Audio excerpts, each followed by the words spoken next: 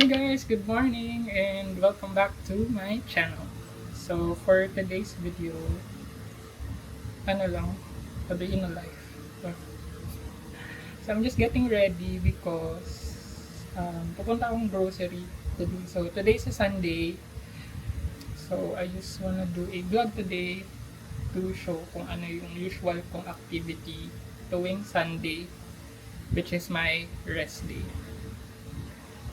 Um, so yun, and it's been a while since I've done yung mga ganitong video. So I thought gumawa ulit or mag-vlog ulit ng ganun today. Since rest day ko naman. So, hey guys, kumusta kayo? How was your previous week? Especially maulan, no? Lakas ng ulan nung nakaraang linggo. I hope na okay naman ka. But, ito, nagre-ready lang ako. So yun, so kaya gusto kong gumawa ng video today. And magde-declutter din pala ako ng damit. Which I've been wanting to do for a long time. Pero lagi akong tinatamad. But today is the day. So, sige guys.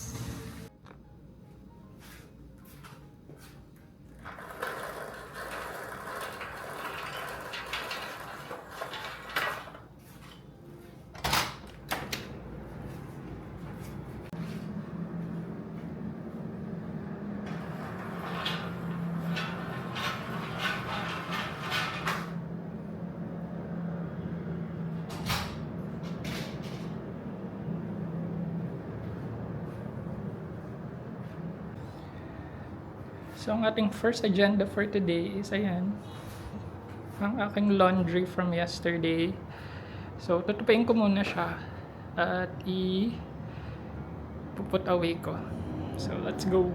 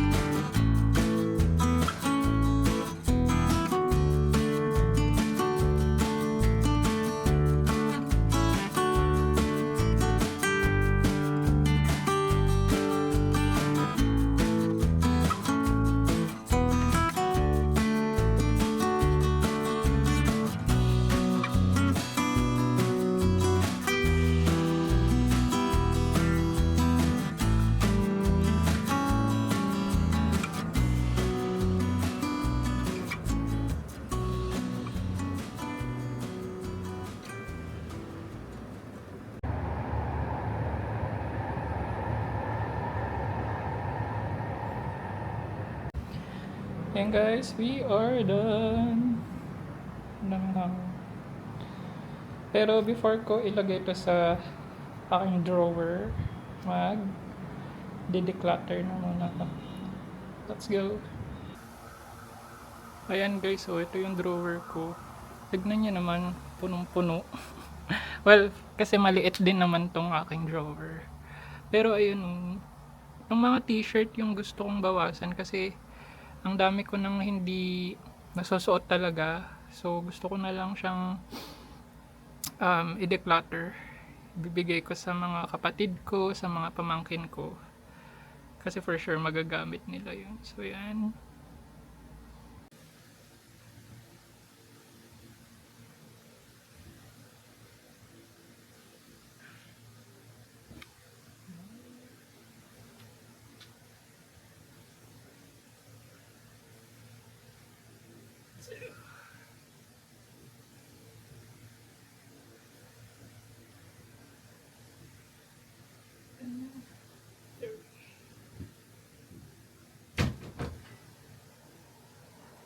So ito lahat siya guys, i-go through ko lang pa isa-isa para matanggal ko na yung mga ipapamigay ko.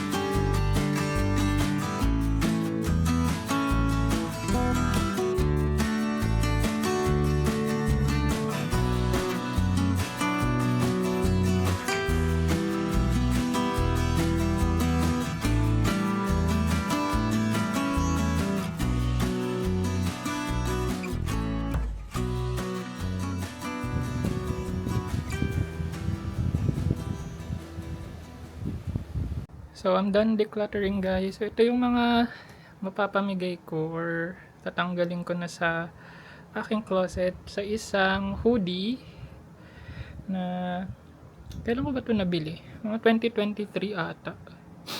Sa Zalora. So, hindi ko siya gusto kasi nung in-order ko to sa Zalora, ano to eh, ibang color yung gusto ko. Pero ito yung napadala and kaya hindi ko na rin siya binalik kasi ang tagal nung delivery kaya nito. Parang inabot ng 3 weeks. So, kinip ko na lang. Pero ngayon, parang nagamit ko lang ito mga 2 beses siguro. Pero hindi ko rin gusto yung fit kasi medyo tight fit na siya sa akin sa may kamay or sa arms area. Gusto ko pag mga hoodie medyo loose, 'di ba? So, yan. So, papamigay ko na yan. Tapos, ito is ilang t-shirt ba to? So, 1, 2, 3, 4, 5. So, 5. So, ito, ang gaganda pa naman. Ito yung mga kinakaadikan kong shirt ngayon. Ay, dati pala. So, papamigay ko na to kasi, medyo mga tight fit to sa akin. And before kasi, syempre, nung mas payat-payat pa ako, okay pa yung fit nitong mga to. Pero ngayon, parang di ko na siya gusto. So, yan. Lalo to, favorite na favorite ko kaya tong t-shirt na to dati sa Topman. Pink Panther. Sa Topman ko yan nabili. Tapos ang ganda ng nasa likod niya. Pero, yun nga, hindi ko lang na siya sinusuot kasi nga hindi na siya masyadong anong tawag din, hindi na maganda yung fit sa akin lalo sa shoulders area.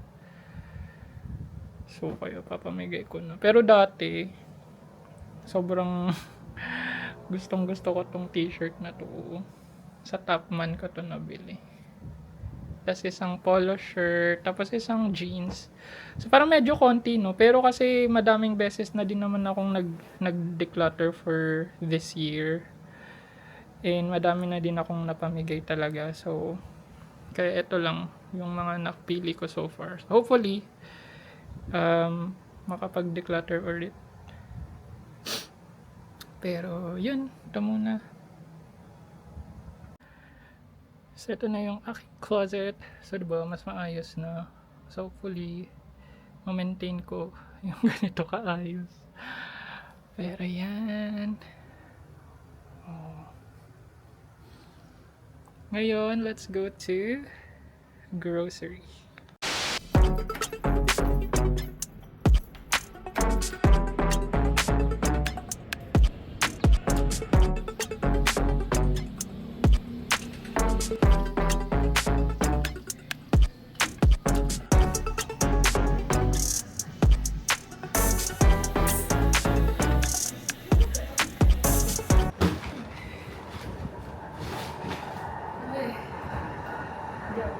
Guys, sayang, ang dami na grocery shopping.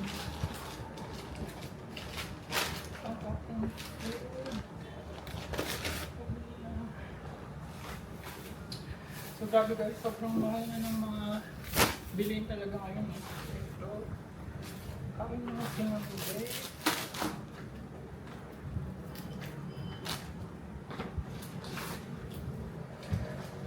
Sobrang expensive na ng mga bilihin. Yung budget kong 1,500 per week before, wala na. Parang consistently, nasa 2K na lagi yung grocery ko per week. Kahit gano'n pa konti yung bilhin ko. But, that's inflation, y'all.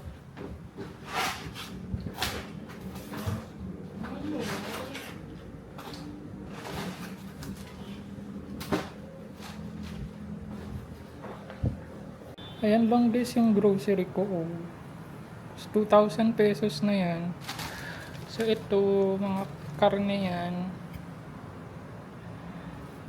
Tapos ito is sabong panlabi, liquid. Pero tignan nyo naman, ito lang pero 2,000 pesos na. Ay, grabe, mahal na. Dito kasama. So, yun lang. Anyway, tatabi ko muna to at magbabrunch na ako. Time for brunch, guys. So, ito, binili ko to dun sa isa sa mga food stall sa Save More. It's called United Steaks, yung stall or yung restaurant. And this is Cello Kebabs. And alam nyo ba guys, sobrang sarap nito. Ever since na tikman ko to doon, every Sunday, basta nag-grocery ako, bumibili ako nito pang lunch ko. And if hindi nyo pa natatry, sobrang sarap nito. I-try nyo. This is Cello Kebabs. Tapos 180 pesos lang. And ang gusto ko pa dito is ang generous nila sa rice. Tapos may kamatis. As in, sobrang sarap nito guys.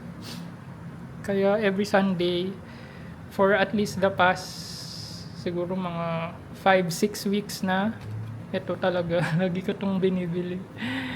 But anyway, ayan. Tapos bumili lang din ako ng egg sa karinderya. Tapos, coffee. That's it guys. Wait, not This is sweet, right? Is it? Philippine sardines is so sweet. So sardines is corned beef. Philippine corned beef is so sweet. Well, even the sardines is sweet. Yeah, I know, right? Filipinos love their sweet stuff, right? So we're having corned beef. This is Argentina corned beef, not sponsored.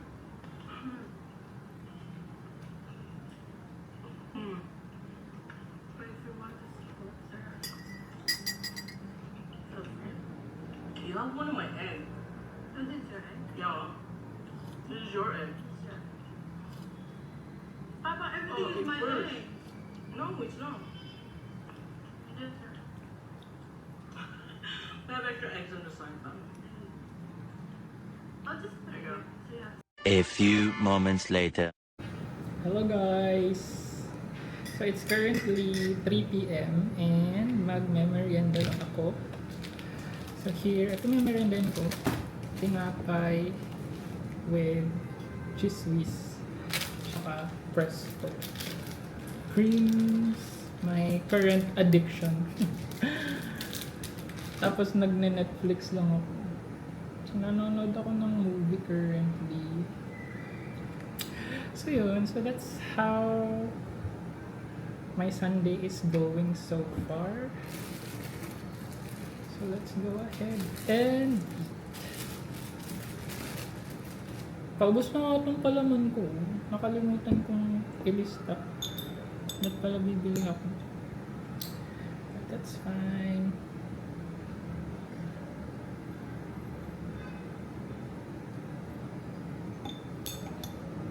Sobrang init.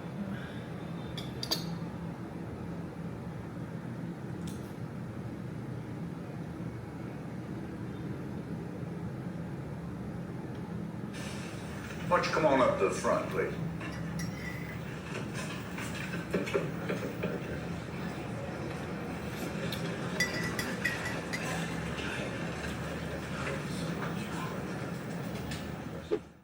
Hey guys! So it's currently 5 p.m. already. So magmamarinate lang ako ng aking lulutuin tomorrow. Ano lang siya? Adobo. Adobo lang. Pero may napanood kasi akong video sa Facebook na ganito daw yung gawin sa adobo or sa baboy para mapasain ka daw ulit. So pag ako lang hindi ako napasain ng 2 beses bukas. So yan, so lalagyan ko ng toyo. So ito ay para pang baon ko next week. So, and this is 700 grams of pork.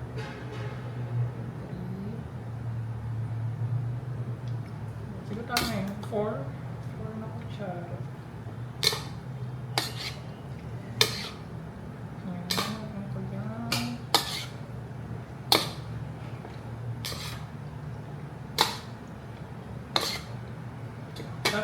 lalagyan ko ng oyster sauce. So for me, parang ano ko na, yung oyster sauce sa akin is like a must ingredient pag nagluluto ako. Kasi parang for me, lahat sumasarap sa oyster sauce. So yan, oyster sauce. And then, ito nag-chop ako ng konting garlic.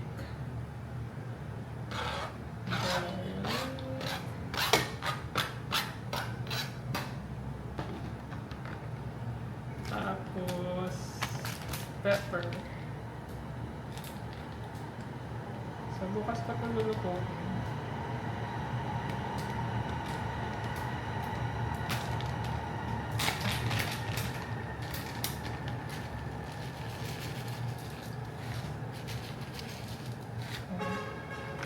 So, ang lulutuin kong adobo bukas is sagata. So, lalagyan ko siya ng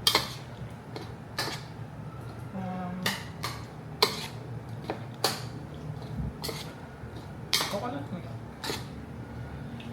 So, ayan na ang ating marinade. Ito ko lang.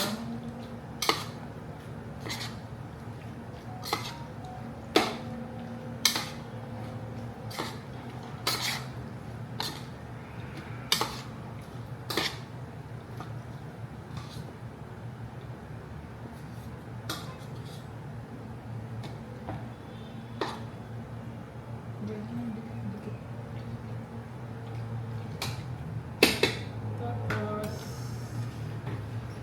gawin wrap.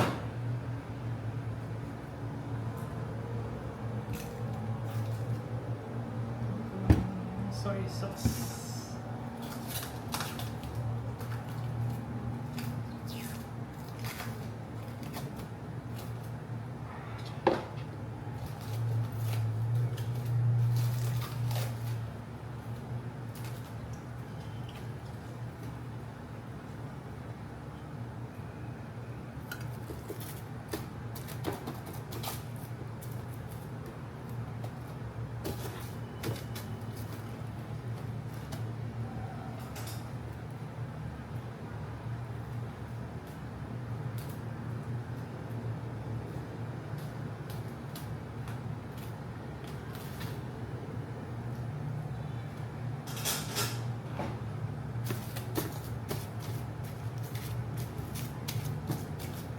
Yan, tapos na tayo mag-marinate. Masarap to bukas. So, yan ang ating marinade for our adobo tomorrow. So, yun. So, I'll see you guys later ulit. Need na tong i-ref. Tapos, maya-maya bibili na ako ng dinner ko. Sarap po. Later that same evening.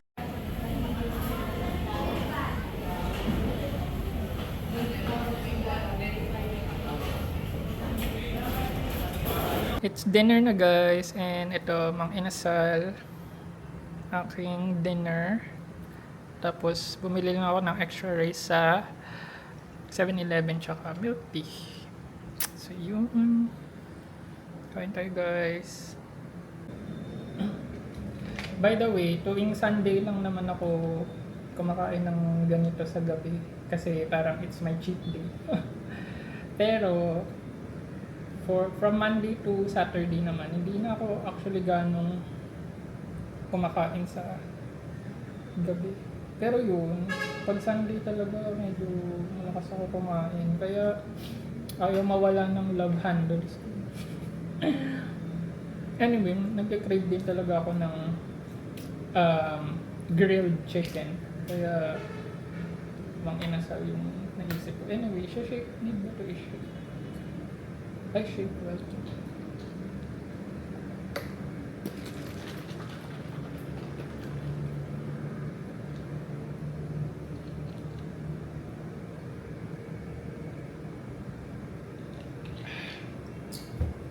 Pero yun, kain lang ako guys. Kain tayo. Kahit magkakamay na naman ako. Pag ano talaga, pag nasa bahay ako, mahilig ako, nagkakamay talaga ako most of the time. Mas mas na-enjoy ko kumain ng nakakamay.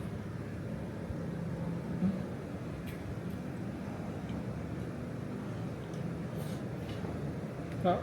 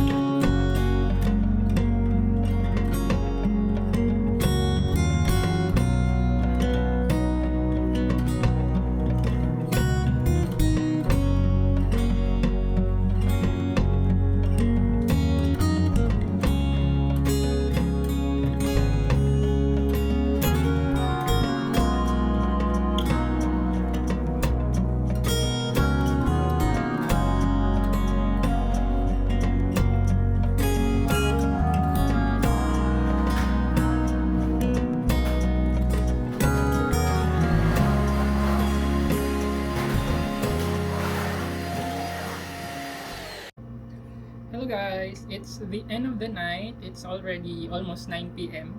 And ito, katatapos ko lang maligo and mag skincare lang ako. Wait lang, salamin ko. And gumagamit pala ako nagtatry ako ng ibang product ngayon. So for my toner, I'm currently using itong Oxycure.